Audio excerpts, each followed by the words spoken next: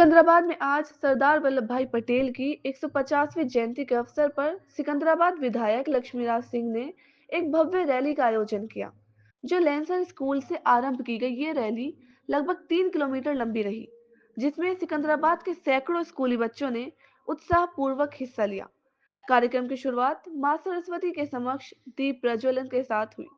कार्यक्रम में सांसद महेश शर्मा, नरेंद्र भाटी, सुरेंद्र नागर, जिलाध्यक्ष विकास चौहान सहित अनेकों गणमान्य लोग उपस्थित रहे। बच्चों की सुव्यवस्थित रैली लैंसर स्कूल से मुख्य मार्ग पर आगे बढ़ते हुए पूरे क्षेत्र में एकता, अनुशासन और राष्ट्रभक्ति का संदेश देती हुई गुलावटी रोड पर आकर संपन्न हुई। बच्चों के जोशीले नारे, उनकी साफ सुथरी पंक्तियां और उनकी उत्साह भरी ऊर्जा ने राहगीरों का ध्यान अपनी ओर खींच लिया। हर तरफ देशभक्ति का माहौल नजर आया। कार्यक्रम में उपस्थित शिक्षकों, अभिभावकों और अतिथियों ने बच्चों के प्रयासों की सराहना करते हुए सरदार पटेल के योगदान को याद किया। ये आयोजन सिर्फ एक रैली नहीं, बल्कि ये एक संदेश था कि भारत की एकता सरदार पटेल की देन आज भी हर बात बच्चे के मन में जीवित है।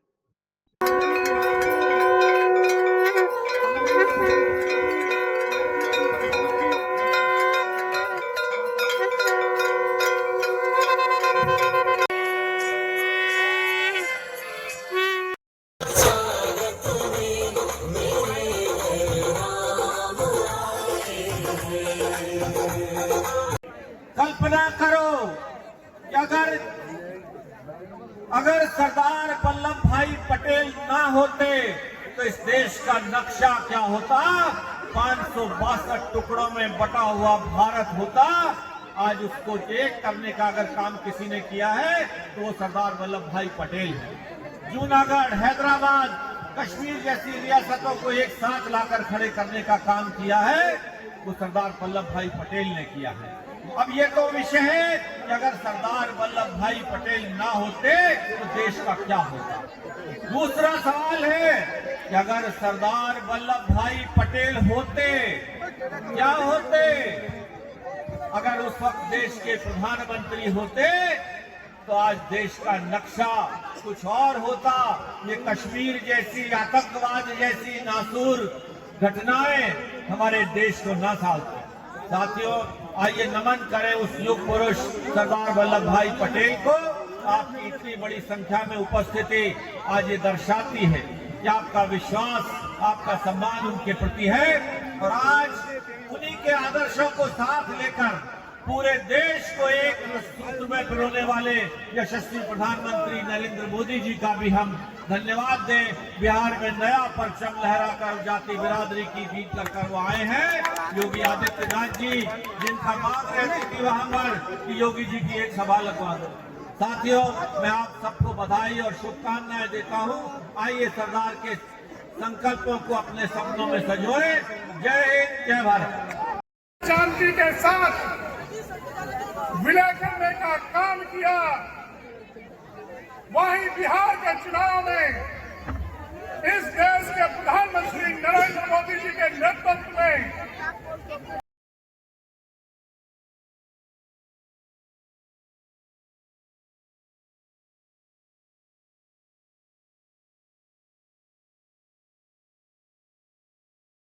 बिना जाति धर्म भेदभाव को दूर करते हुए बिहार की जनता ने एनडीए की 202 सीटें देकर सरकार बनाने का काम किया।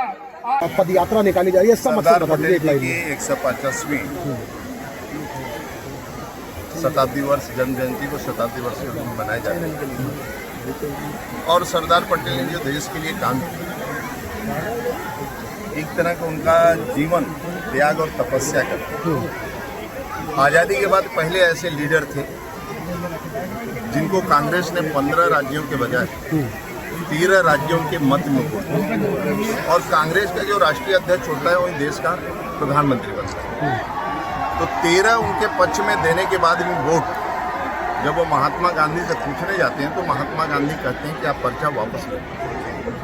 और ऐसा व्यक्तित्व चाहता था, विद्रोह भी कर सकते थे, तब भी पूरा देश उनके साथ खड़ा था, कुछ भी कर सकते, लेकिन वो महात्मा गांधी से तर्क वितर्क नहीं किया। एक अनुशासन प्रिय, देश के प्रति समर्पण, त्याग और तपस्या की प्रतिमूर्ति उन्होंने आए तुरंत पर्चा वापस लिया और पंडित नेहरू देश के प्रधानमंत्री। तो उनके जीवन का एक त्याग दिखाया जाता है कि ऐसे आज़ादी के बाद एक पहला लीडर है जो देश का सत्ता मिल रहा हो और सत्ता को छोड़कर जो भी नेता कहता है उसकी बात मानते हैं। दूसरी घटना उनके जीवन का, लगभग 563-62 रियासतों में से हिंदुस्तान की 559 रियासत बिना डंडा लाठी के एक सूत्र में बंध गए और 3 रियासतें जो जूनागढ़ हैदराबाद, वह भी कोई ज़्यादा ताकत नहीं लगाना पड़ा, वह भी जूनागढ़ भाग गया और हैदराबाद में मिल गया। और कश्मीर एक शेष था बचा, जो आज आदरणीय मोदी जी आने के बाद 370 धारा जो सरदार पटेल का सपना था वह साकार की। एक जो राष्ट्र की एकता अखंडता की आज जो एक सूत्र में पूरा दुनिया देश हमारा बना हुआ है तो सरदार पटेल के कारण है और सरदार पटेल के कारण। सर, आपने जम्मू कश्मीर की बात की है, मैं आपको यहाँ ये याद दिला दूं कि दिल्ली के अंदर जो धमाका हुआ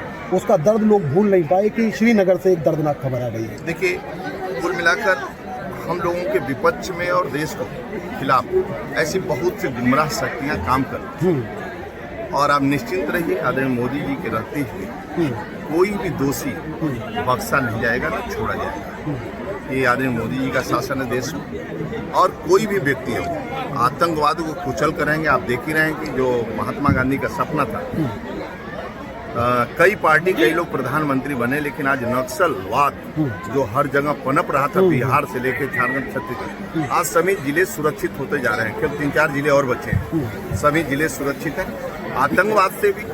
लेकिन ऐसी शक्तियां जो हम लोगों के खिलाफ गुमराह कर रही हैं, फिर भी जो दोषी रहेंगे वो कोई बचेगा नहीं, सभी दोषियों को कड़ा से कड़ा सजा।